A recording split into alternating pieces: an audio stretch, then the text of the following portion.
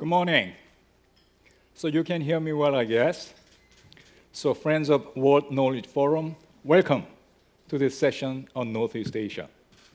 In this session, we are going to discuss about how the rule of power is returning to our part of the world and how there is upending the conditions for peace and stability in our part, and then how we should be coping with those challenges.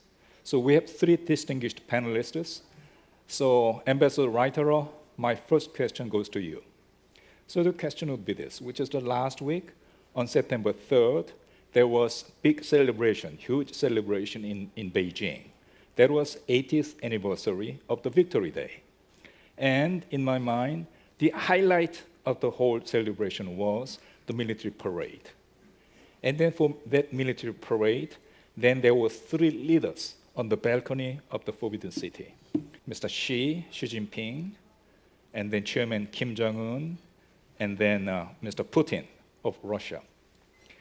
I hope you took note of the order in which I cited their name.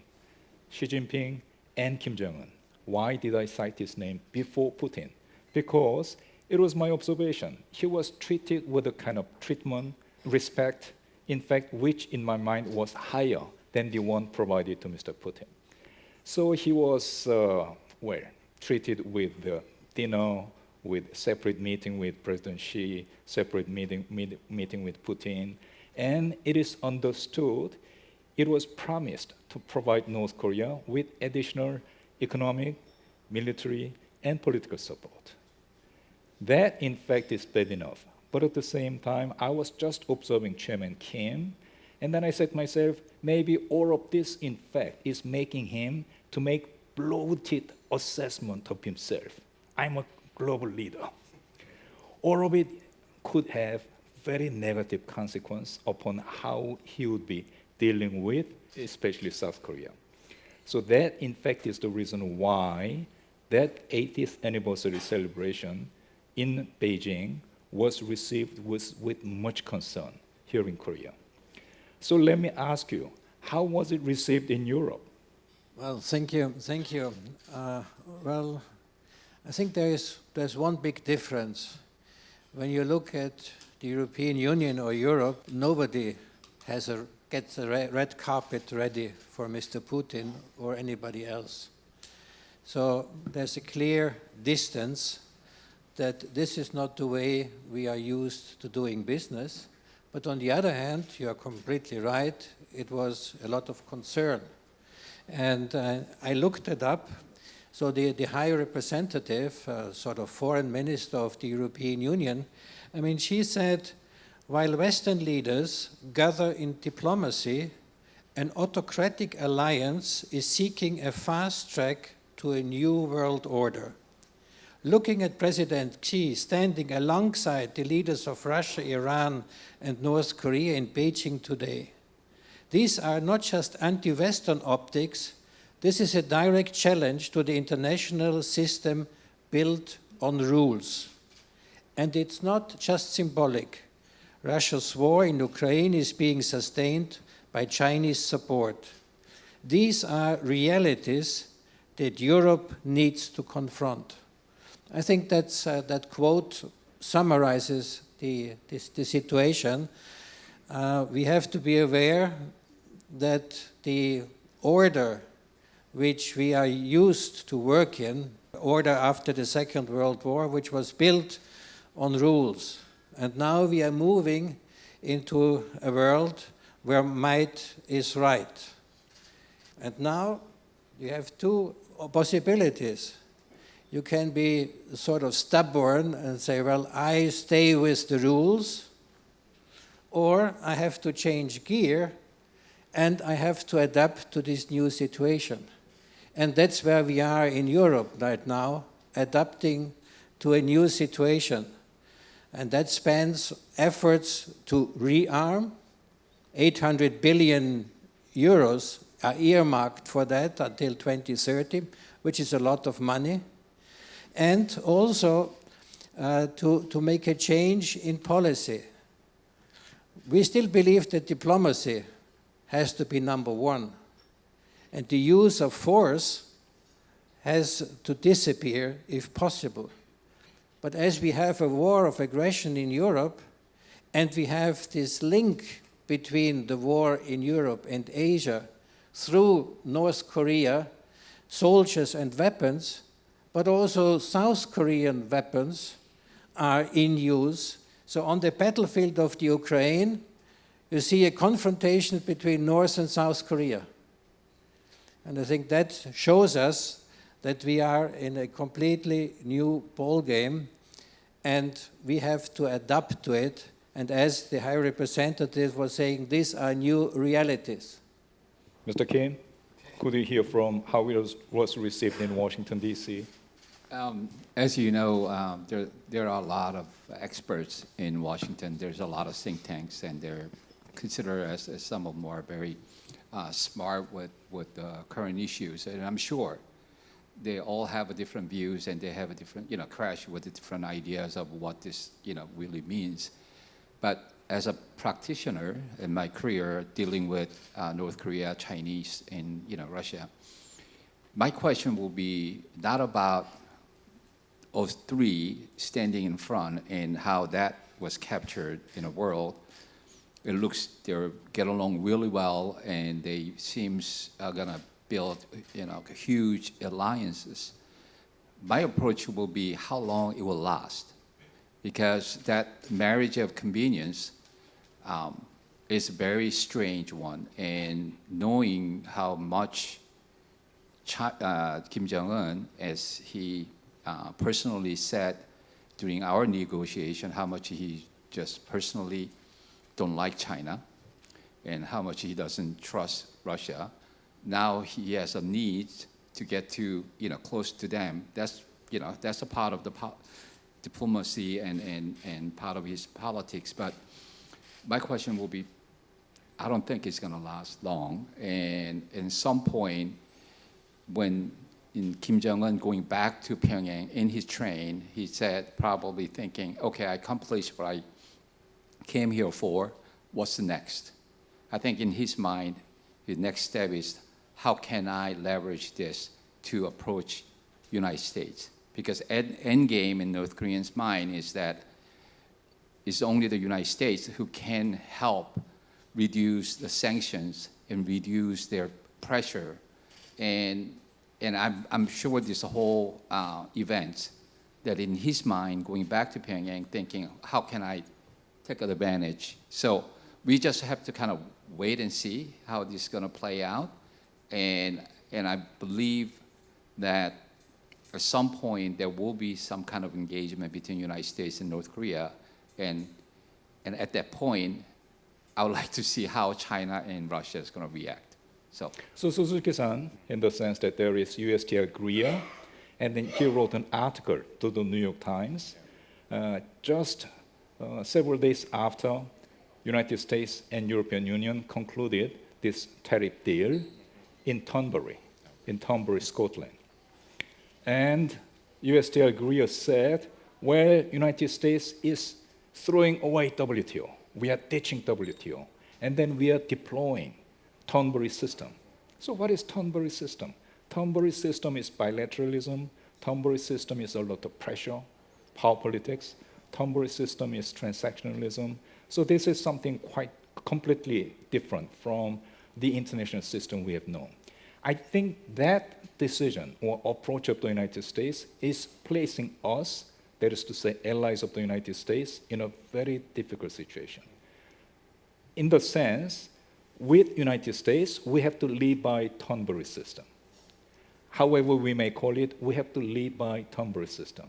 But on the other hand, among all of us, among different allies of the United States, we still go by WTO, right? So in other words, there are two-tier system. With United States, Thornbury system, with everybody else with the WTO system. So I would call it two-tier system. This two-tier system, these different approaches, it in fact cannot but have deep impact upon trade as well as international economic system. So do you agree with me? To a certain extent, yes. But I think it's not going to be two. I think there will be a multiple tier system because on the one hand we have global south and we have the trade system centered around China and the Chinese investment through BRI, the Belt and Road Initiative. There are multiple layers of the economic system and not the rest of the world are in the WTO system. Yes, the basis is WTO, but the WTO will, as long as the United States remains as a member of WTO, it is, as the Mr. Greer wrote in a New York Times piece, there will be no agreement in the WTO anyway. So I don't think WTO will do anything in sort of a near thinkable future. So I think what's going to happen is that, yes, the WTO system remains as the basis of the economic relationship, but the individual groups such as CPTPP, RCEP, and many other layers will take their own systems by themselves and to fit into their own scale. So I think it's not going to be just two-tier. And the most important thing is that the United States is going to take this term-based system, which is basically the bilateral, power game. And I think we need to recognize that the era of free trade is over, and the economic relationship is becoming more like a balance of power. And the power comes from the indispensability. The United States has the market indispensability. Everyone wants to export to the United States. Therefore, this indispensability becomes a power. China has the indispensability of rare earth, for example. So that can be a leverage to force other countries to do something. I think what we need to do is to create our own market, like European Union. It's a 27 countries, member states gathering together and making a one big common market. And I think what we need to do is to have this market indispensability, like United States, together with Japan, South Korea, and Australia, many other Southeast Asian countries, to form a sort of the power shift, or to create the power of market against these, countries which uses the economy as a power. Thank you, Suzuki-san. So that, in fact, is the reason why, in fact, personally, I've been advocating why Korea should be joining the CPTPP. But Michael, you want to jump in? Yes, because I feel very uneasy if we talk about a thundery system. This should not be a system and is no system. This is a flagrant breach of law. And one should not elevate such a breach of law to a system. All these tariffs is in breach of the most favored nation principle of the WTO or of international trade law. There is no national treatment any longer. So don't call it a system, call it what it is, a flagrant breach of international law and specifically international trade law, which has become customary international law, even if you don't like the WTO. Well, I get your point. But at the same time, it is Mr. Greer who is calling it the Tumblr system, right? So, well, we will have to see. So, Andrew, you just heard Ambassador Laitero as well as Professor Suzuki expressing their concern about United States not in fact living by rule-based international order and not playing the leadership role. And then that, in fact, is something I think not only Ambassador Laitero, Professor Suzuki, but all of us, in fact, here in Korea, and a large number of people, especially in the allied countries of the United States, are concerned about. So, in fact, there is a question large number of them are asking themselves, which is that, is it just President Trump, or is it the United States has changed it? So whether there is President Trump or not, that, in fact, giving away of the leadership role for rule-based international order, that in fact is something which is going to stay with the United States. So I just heard you talking about all different perspectives they have in different think tanks in Washington, D.C.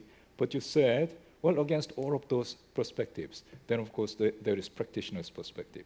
So what is your practitioner's perspective? Because I think even for the United States, leadership of rule-based international order, that in fact has served the interests of the United States for many years, for many decades. So how do you think sustainable that leadership role would be?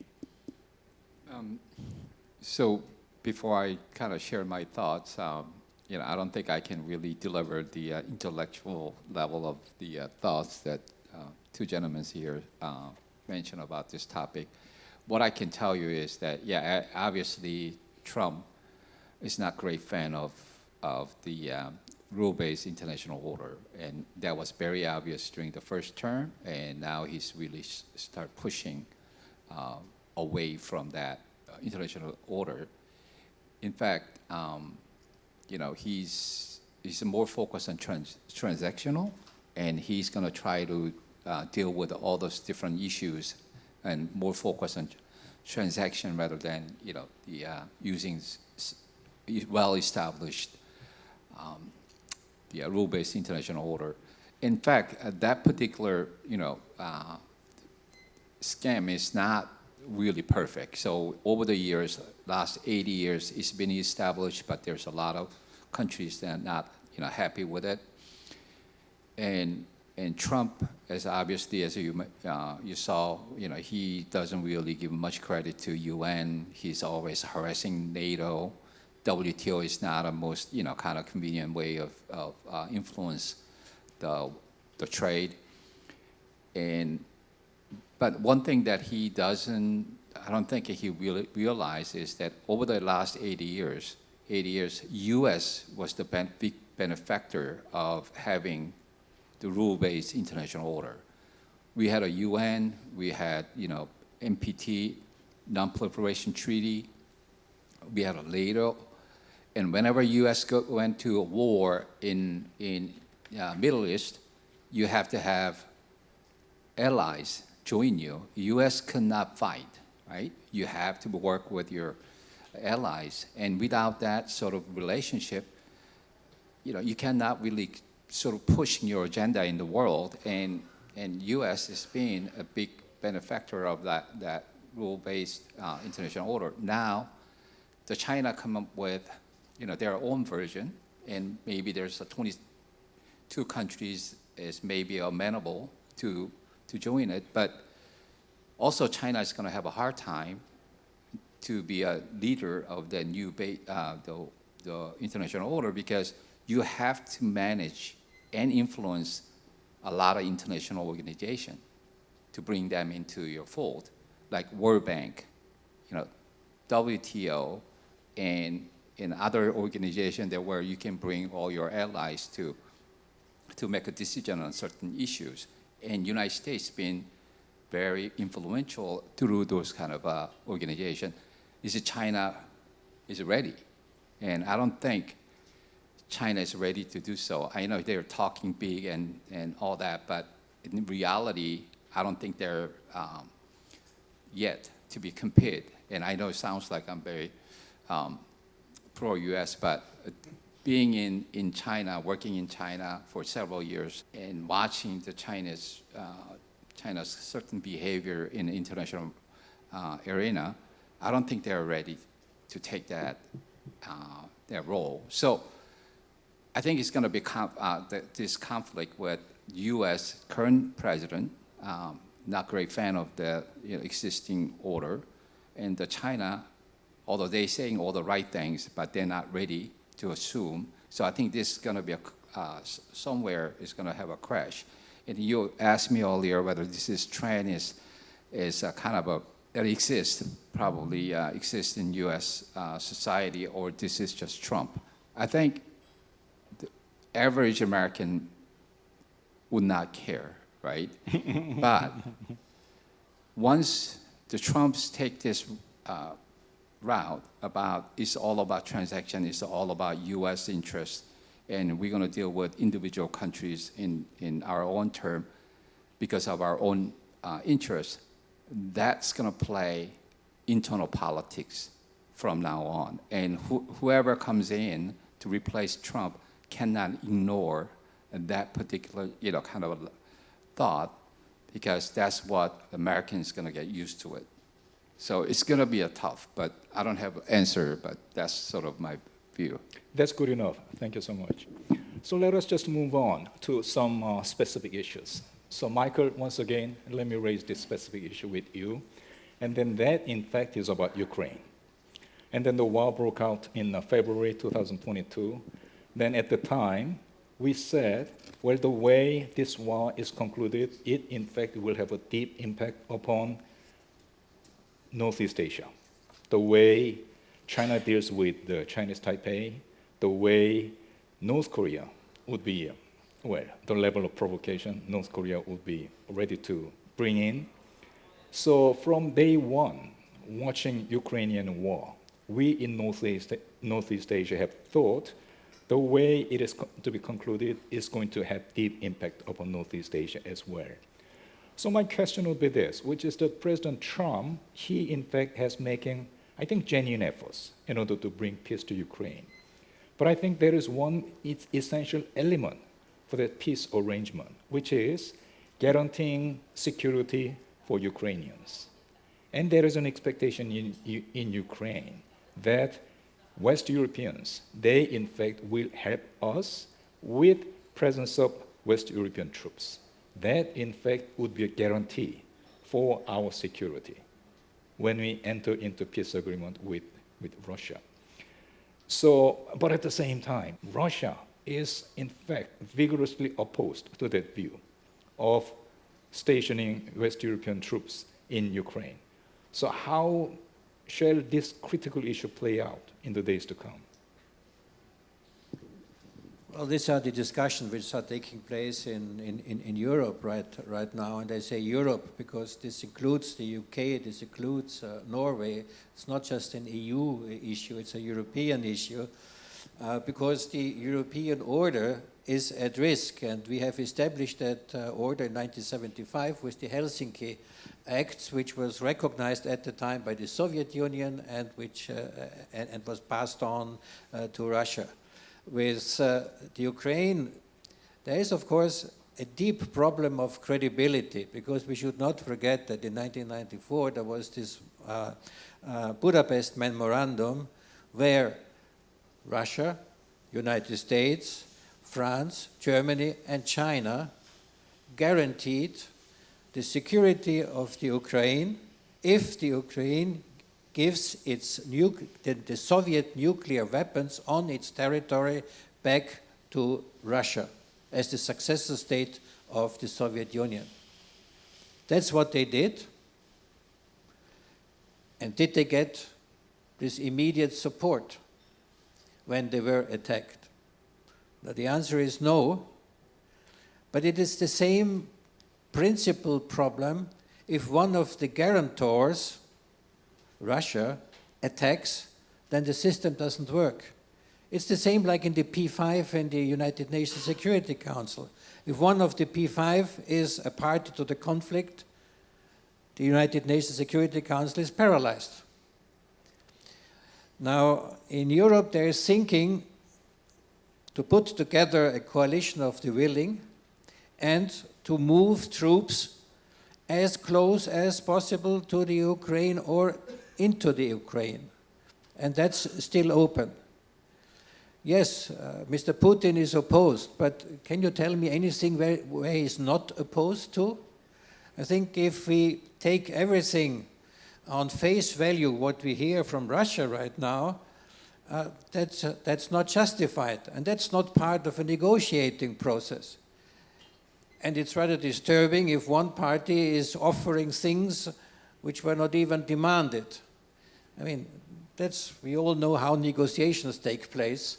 So one has to pursue the goal, and that's security guarantee, a credible security guarantee. And I think there, Korea or the Korean Peninsula comes in very often.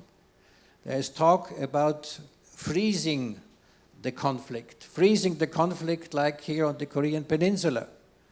There is no peace treaty here, but you lived with it now for decades. So is that a solution which is also possible for the Ukraine? I fear it will go a little bit into this direction because it allows to stabilize a situation without de jure recognizing that territory has been ceded de facto to Russia. Because this is important also for face saving, because you cannot push the Ukrainians to defend the country and many thousands die, and then you say that was good for nothing.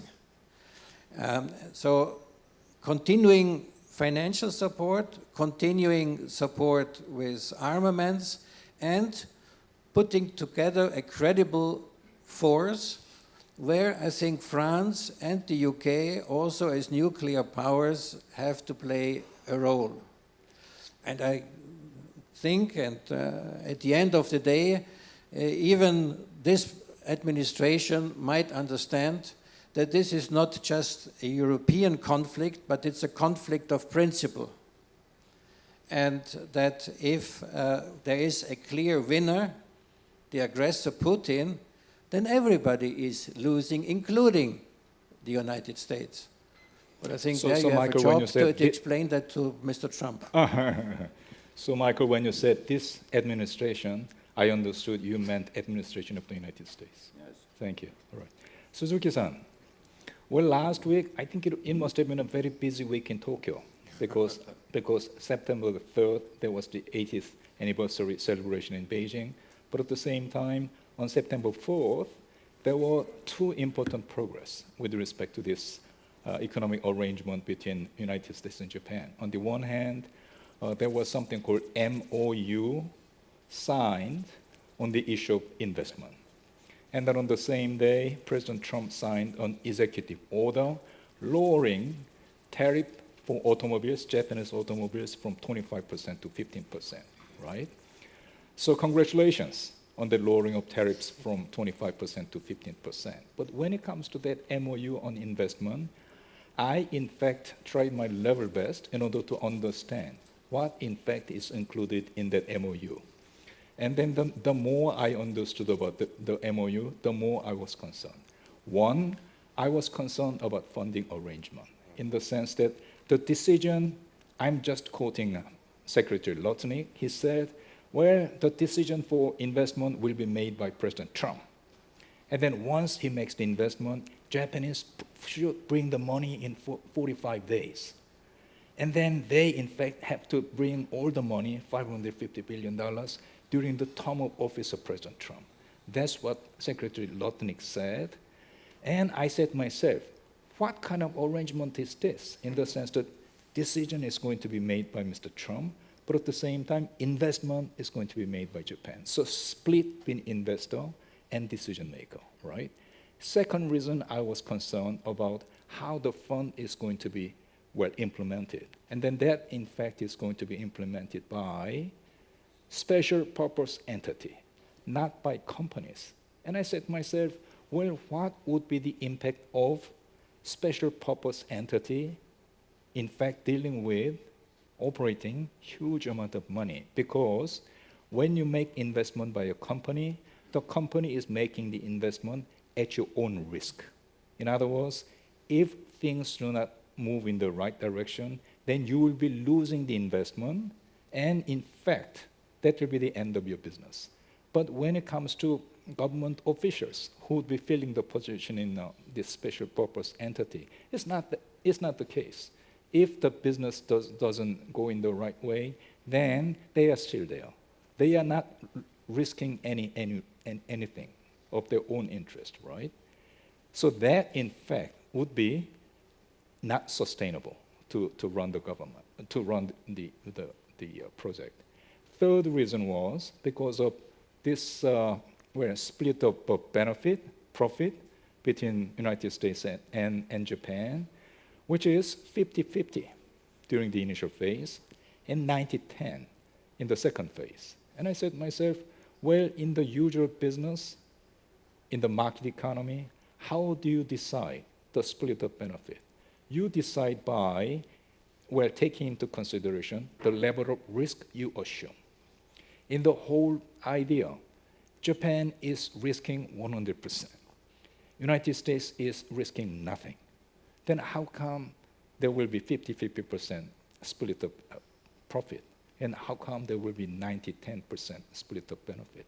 So, well, for these three as well as other reasons, I in fact said myself, this is not market economy. This isn't sustainable.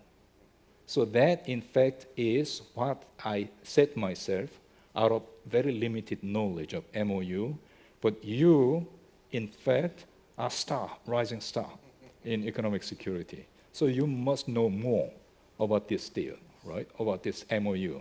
So can you just try to, well, remove some of my concerns?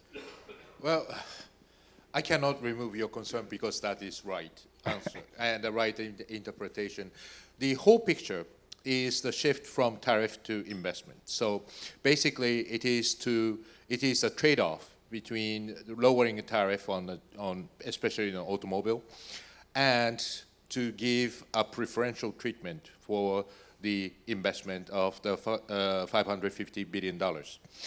The point, or in my understanding, through the discussion with the officials and ministers, I understand that this MOU on the investment is basically based on the optimistic assumption that this is not going to happen. So basically what happened is that yes, there is a decision made at the special purpose or entities or special purpose committee, and this will make the designate the project that these $550 billion go. But this $550 billion is not the cash. It's a loan guarantees and the loans. So it will be basically the companies who are involved in these projects needs to borrow money from the government financial entities like DPJ. And then it will be invested by the private companies, unless there is companies which see the potential and will be satisfied with the 10% of the benefit and the 90% goes to the United States, then they will apply for this loan guarantee. I think it's not going to happen because at the end of the day, the decision will be made by the companies and not. So what the special purpose committee can do is to designate the project, and the United States may have the leverage to put the additional tariff on Japanese government or to any export to Japan, any imports from Japan, but it is up to the Japanese government's negotiations that these are, yes, there is a decision at the special purpose committee, but we are searching for the individual companies to invest, et cetera, et cetera. So, and at the end of the day, this MOU is only valid until the end of the Trump administration. So it will take 3-4 years for the investment. It may start a small amount of investment in the first place, and then it will take 3-4 years, and then things are gone away because the MOU is no longer valid. So that will be the optimistic understanding. And if we can get the 15% tariff on automobile and trade, then probably this is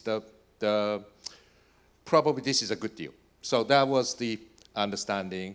I'm crossing a finger, but that's how the government officials think. Well, Suzuki-san, I very much hope that your optimistic bet would be, in fact, what you are going to experience in the days to come. So thank you so much. Well, Andrew, you in fact have spent your lifetime on watching North Korea, and then on August 25th, President Lee Jae-myung has been to Washington to meet with Mr. Trump.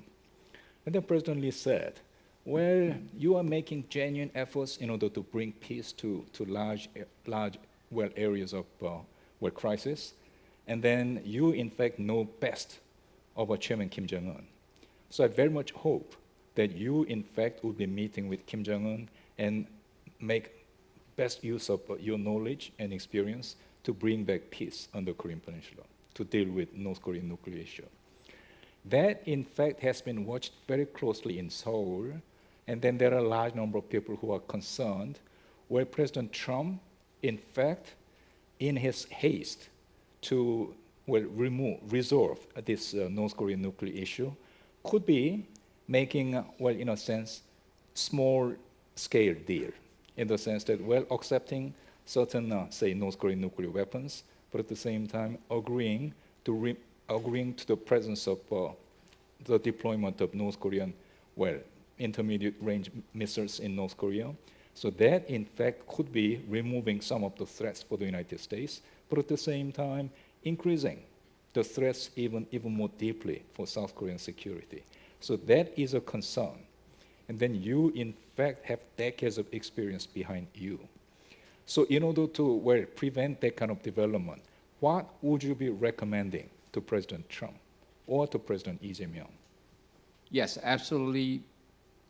Trump, regardless of President Lee Jae-myung's encouragement or not, he's interested in talking to Kim Jong-un for various reasons. The first time when he was focused on North Korea, I personally believe, because I was right next to him when we talk about this, it's not about what's the best for U.S. interests, but it's about his personal accomplishment, where Obama or George Bush haven't done it resolving North Korea issue, so he wants to be the first U.S. president to do so. So it's all about the personal glory. So, and that was unfinished. So he would like to probably tackle at that issue again. However, he learned the lesson that it's going to take a long time. It's not going to be overnight. So he's going to look at what he can accomplish, what he can do to make this, in a short period of time, having significant impact. There's a concern of what people you just mentioned, that he might be making a deal with North Korea in a very hasty way. But first of all, I can say, he should, when he start dealing with North Korea again, he should not give up many leverages that we have. For instance, recently South Korea turned off the speaker in a DMZ to show the North Korea that there is a good, friendly sign in the new government. That speaker is the good leverage for negotiation tool. Why you want to give up before you even getting into a table with a negotiation with North Korea? I would like the Trump don't do those kind of things before we seriously sit down, because we have a lot of things in our pocket that we can start negotiating. And the reason I'm saying that is that North Korea always want action by action approach. We give up one nuclear weapons, you release this sanction. And we give up this one ICBM, then you can have your embassy in Pyongyang. That's the kind of deal they want, and that's what they asked during the first administration. As the United States government at that time, we told them no, it's got to be wholesale kind of deal, and pushing that, you can continue to pushing that will be the way you want to managing the North Koreans' expectations. So my approach to, if President Trump's going to try to do it again with the negotiation with the North Korea, don't give up any leverage early on, and approaching as a wholesale kind of a negotiation. And I don't know, this is something that it will resonate to his mind, but it's not about United States interest. It's about the alliances in this region. And because the countries in this region is the true stakeholder. Thank you, Andrew. Well, I'm just listening to you, and what I think is that you should be going back to work again in the government. That, in fact, would be quite reassuring for a large number of people here in this room. So if you enjoyed what we heard from three distinguished panelists, let us just wrap up our discussion with a huge applause for our panelists.